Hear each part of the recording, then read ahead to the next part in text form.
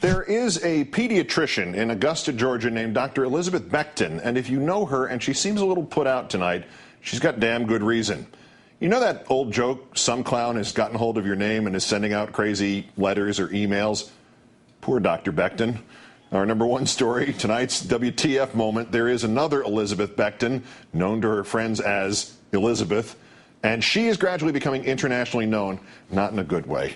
Yesterday, on the Shenanigans blog of the Politico website, was printed a chain of emails between the Elizabeth Becton, who is the executive assistant and office manager for the Democratic congressman from Washington State, Jim McDermott, and an unnamed executive assistant for McBee Strategic Consulting. The person from McBee was trying to book a meeting with Elizabeth Becton's boss, the congressman, neither of whom are pictured here next to me.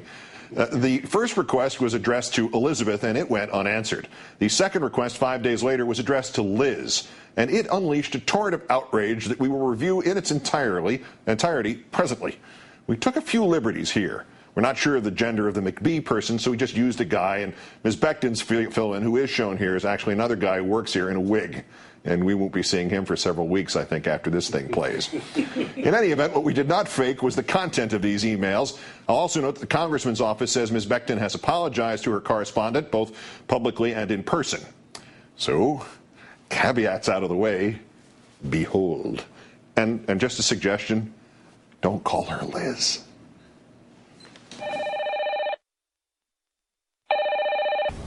Elizabeth, attached is a meeting request for J.P. Morgan Chase, who will be in D.C. June 3rd, 4th, and would like to request a brief meeting with the congressman. Let me know if you need any additional information. Thank you.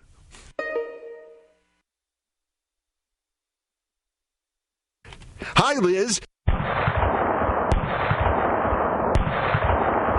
Just checking in on whether the congressman is available next week. Redacted. Can confirm a meeting time for you. She is available at... Redacted. Thank you. Best. Who is Liz? Hi, Elizabeth. I thought you went by Liz. Apologies if that is incorrect. Best. I do not go by Liz. Where did you get your information? Hi, Elizabeth. I'm so sorry if I offended you. I thought you'd gone by Liz at Potlatch. This was my mistake. Best. Never. I hate that name. Hi, Elizabeth. I'm so sorry if I offended you. I must have misheard. My mistake. Best. To this point, the affair of Ms. Becton and the person who did not know not to call her Liz is still within the realm of virtually everybody's personal experience. It is a vexing problem to be named Keith and have somebody call you Pete. If you're Deborah and you can live with Deb, but you abhor diminutives, it's understandable you may not even look up when somebody shouts, "Hey, Debbie!" But now, at 5:20 p.m. on the otherwise delightful afternoon of the 27th of May, this all became something else indeed. If I wanted you to call me by any other name, I would have offered that to you. I think it's rude when people who don't even ask permission and take all sorts of liberties with your name. This is a real sore spot with me. My name has a lot of nicknames which I don't use. I use either my first name or my last name because I row with a lot of other women who share the same first name. Now, please do not ever call me by a nickname again. As for your meeting request, who is the point of contact for this meeting? If it's not you, then I need to know who, because it's very time-consuming to deal with a lot of people for one meeting. Thanks. Wow. Elizabeth, I'm so sorry I offended you. My mistake. Redacted. Can confirm a meeting time for you. She is available at... Redacted. Thank you. Sounds like you got played by someone who knows I hate that name and that it's a fast way to tick me off. Who told you that I go by that name? They are not your friend. Hi, Elizabeth. Again, I'm sincerely sorry for offending you. I don't want to cause trouble, as I clearly must have misheard the person at Potlatch. It was in no way my intention to make you upset. Best.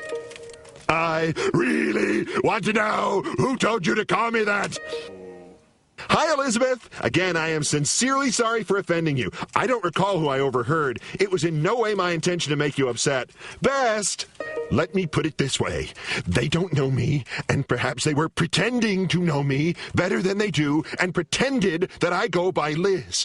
They did you a disservice. In the future, you should be very careful about such things. People like to brag about their connections in D.C. It's a pastime for some. It's also dangerous to eavesdrop, as you have just found out. Quit apologizing and never call me anything but Elizabeth again. Also, make sure you correct anyone who attempts to call me by any other name but Elizabeth. Are we clear on this? Like I said, it's a hot button for me. And so it is finally at an end. Oh, no, it isn't. There was a P.S. And please don't call the office and not leave a message. My colleague tells me that you called while I was away at the ladies' room. I do sometimes leave my desk.